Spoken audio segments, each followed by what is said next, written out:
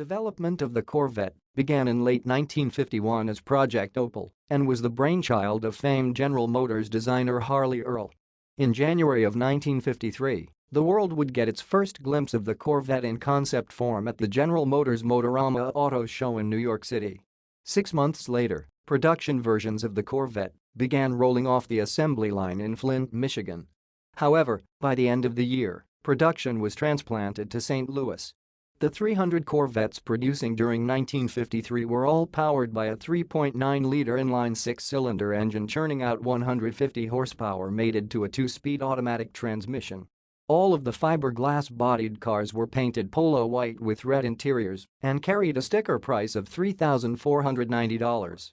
Things got better in 1955 when a 4.3-liter V8 making 195 horsepower connected to a 3-speed manual gearbox became available thanks in large part to an engineer named Zora Arkus Duntov. His work on the sports car would eventually earn him the nickname Father of the Corvette.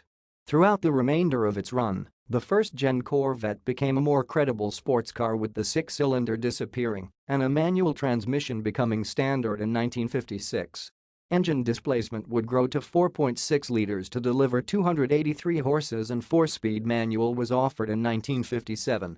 By its last year of production in 1962, the C1 Corvette could be optioned to pack as much as 340 horsepower.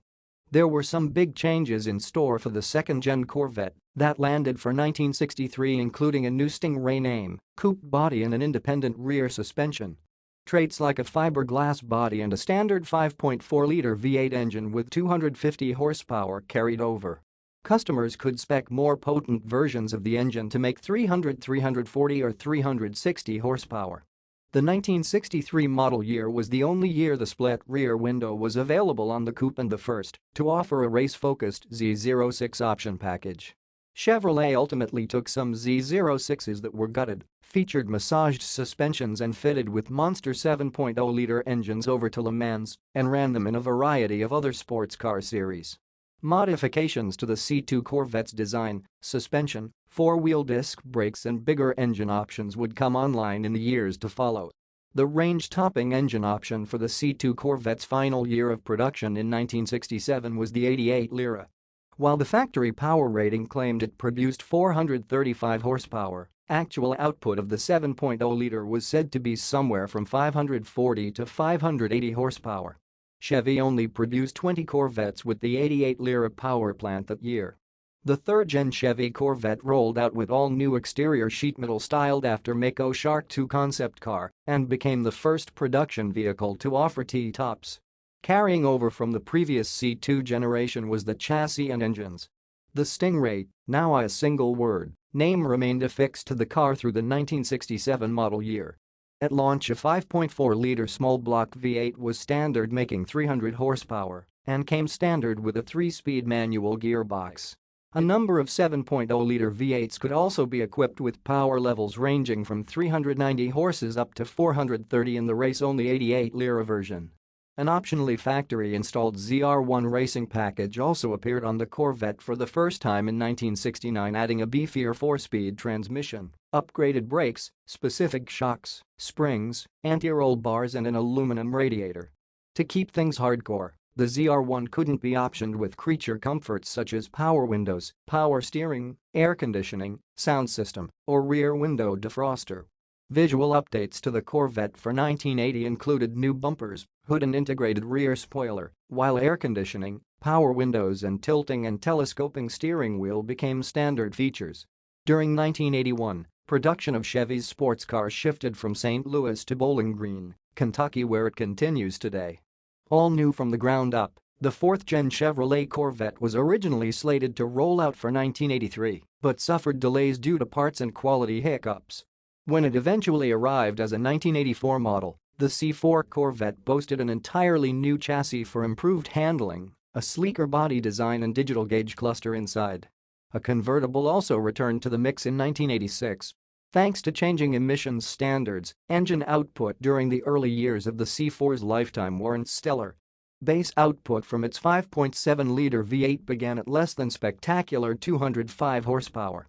By 1990, power did increase to 245, though.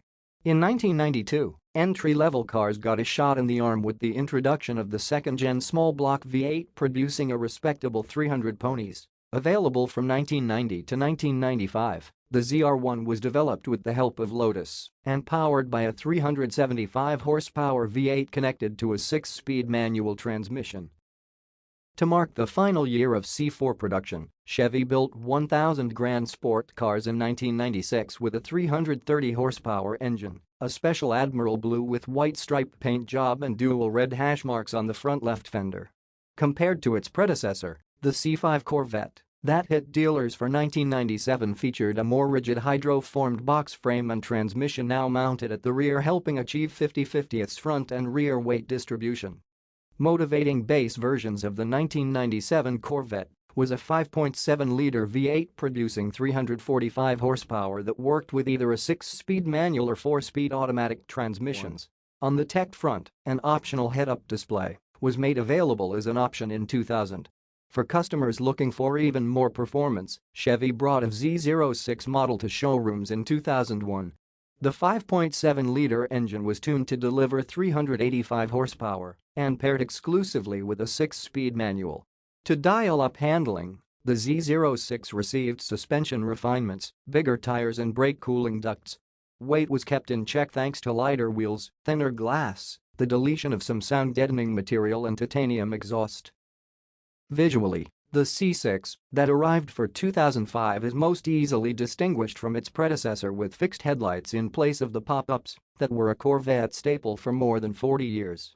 The cabin was larger for improved passenger comfort and offered navigation for the first time, while convertible models received its first power top option since 1962.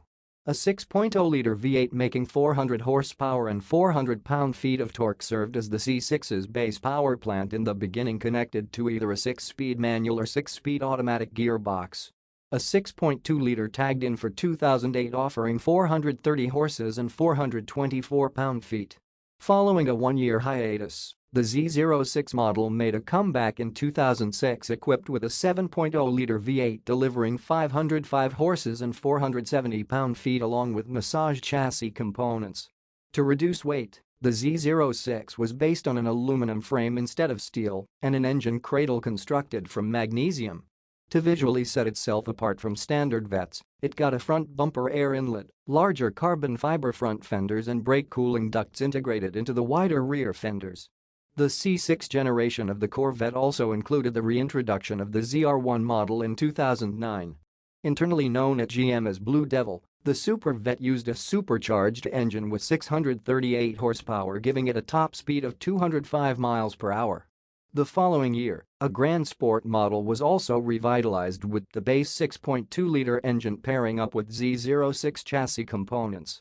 The 7th-gen Corvette debuted for 2014 with a number of tasty changes such as aluminum frames becoming standard on all models and the Stingray name returning to signify base versions. A 6.2-liter V8 provided motivation for the Stingray with 455 horsepower and 460 pound-feet of torque. A performance exhaust system bumped matters to 460 horses and 465 pound-feet. The engine worked with either a standard 7-speed manual or 6-speed automatic transmission. The higher performance Z06 was also brought back into the mix in 2015, employing a 6.2-liter supercharged V8 with 650 horsepower and 650 pound-feet of torque. This time around, the Z06 was offered with manual and automatic gearboxes, as well as coupe and convertible body styles. Standard magnetic ride control dampers and electronic limited slip differential, multi-mode performance traction management system and stickier Michelin tires improved handling. Grand Sport models with the base Stingray engine and Z06 suspension bits joined the lineup in 2017 and were followed by a range-topping ZR1 for 2019. Output from the ZR1's supercharged 6.2-liter V8 checked in at 755 horses and 715 pound-feet of twist. It hit 60 miles per hour in 2.8 seconds and a top speed of 212 miles per hour.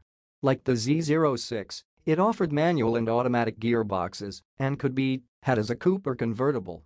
After rumors of an amidships-powered model for decades, the C8 Corvette is finally making the mid-engine leap.